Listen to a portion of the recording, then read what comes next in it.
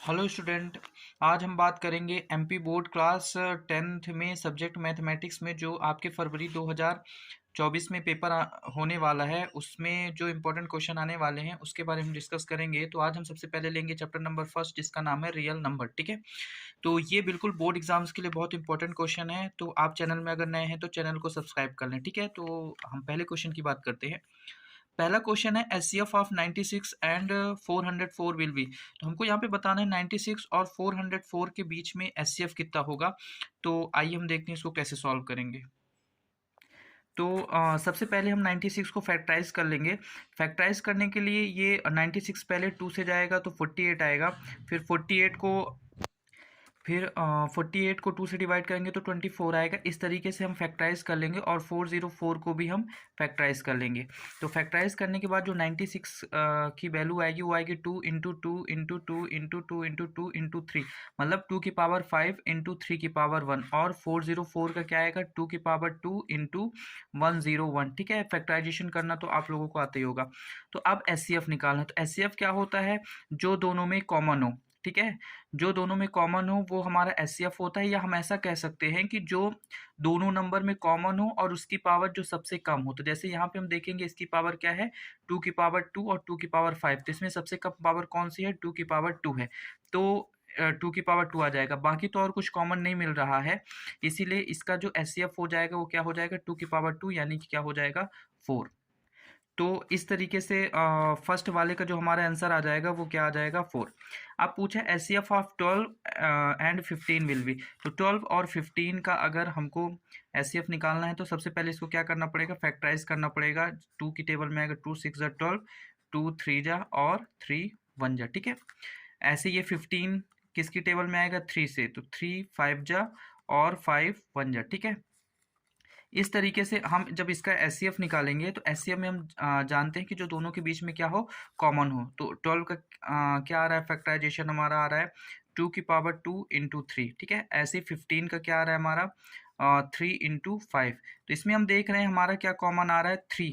इसमें क्या कॉमन आ रहा है 3, तो हमारा इसका आंसर क्या आ जाएगा 3 आ जाएगा। ठीक है, इसी तरीके से अगर हम आगे बात करें तो आगे वाला क्वेश्चन क्या है, ये बहुत इंपॉर्टेंट क्वेश्चन है जो आपके बोर्ड एग्जाम में इसी तरीके से ऑब्जेक्टिव्स आएंगे। थर्ड क्वेश्चन है if the product of two numbers is 32 and their LCM is 8 then their HCF will be. Question ये कह रहा है कि दो नंबर हैं जिसका प्रोडक्ट 32 दिया हुआ है, हमको एलसीएम दिया हुआ है, तो हम एचसीएफ कैसे निकालेंगे। ठीक है, तो हम देखते हैं।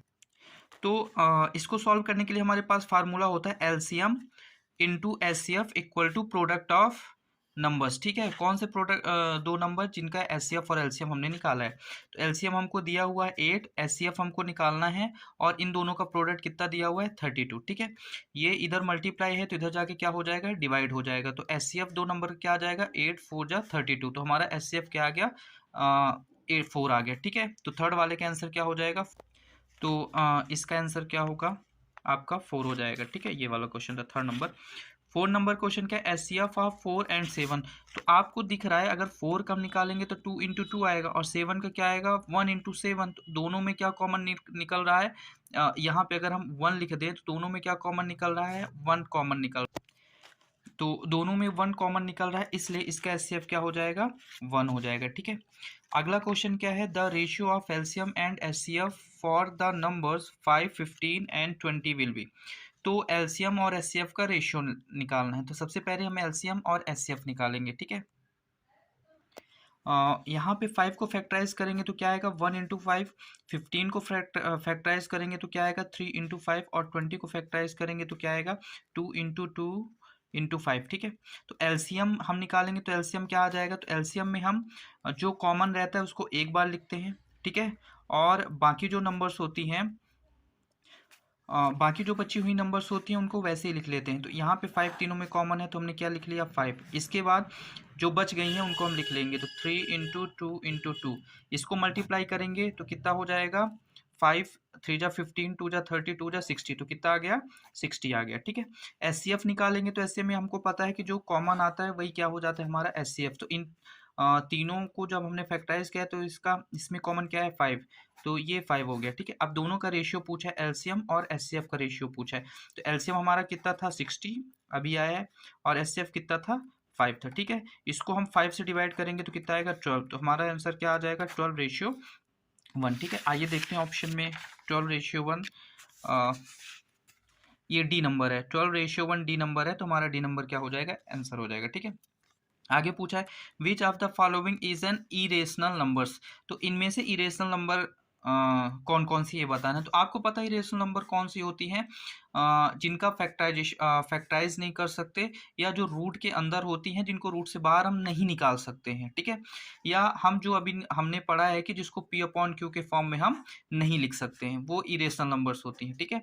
तो रूट 2 बिल्कुल इरेशनल नंबर है, रूट 3 बिल्कुल इरेशनल नंबर है, और रूट 5 बिल्कुल इरेशनल नंबर है, क्योंकि इनको हम रूट से बाहर नहीं निकाल सकते। तो इसका मतलब इसका आंसर क्या हो जाएगा, D, all of the above, ये सारे इरेशनल नंबर हो जाएंगे, ठीक है। अब हमको एलसीएम निकालना है 12, 15 और 21 का। तो 12 और 15, 21 का एलसीएम निकालना बिल्कुल बहुत आसान है। अगर हम 12 को फैक्टराइज करेंगे तो क्या आएगा 2 × 2 × 3, ठीक है। और ऐसे 15 को निकालेंगे तो क्या हो जाएगा 3 × 5, और 21 को निकालेंगे तो क्या हो जाएगा 3 × 7, ठीक है। तो इसमें से जो कॉमन है, ठीक है, तो इसको हम एक ही बार लिखते हैं, तो इन सब में क्या कॉमन है 3, तो हम 3 को एक बार लिख लेंगे, ठीक है। बाकी जो बची हुई है नंबर उनको हम ऐसे ही लिख लेंगे, ठीक है, 5 × 7, ठीक है। और इन सबको क्या कर देंगे, हम मल्टीप्लाई कर देंगे। इन सबको जब हम मल्टीप्लाई करेंगे तो कितना आ जाएगा हमारा 420, तो इसका आंसर क्या हो जाएगा 420, 420, ये सी नंबर हो जाएगा, ठीक है। तो इसी तरीके से हम क्वेश्चन को सॉल्व करेंगे। आज हमने 7 ऑब्जेक्टिव्स किया है। अगर आपका अच्छा रिस्पांस मिलता है तो बाकी आगे के क्वेश्चंस करेंगे। जाते जाते चैनल को सब्सक्राइब, अगर पसंद आए वीडियो तो जरूर कर लें। धन्यवाद।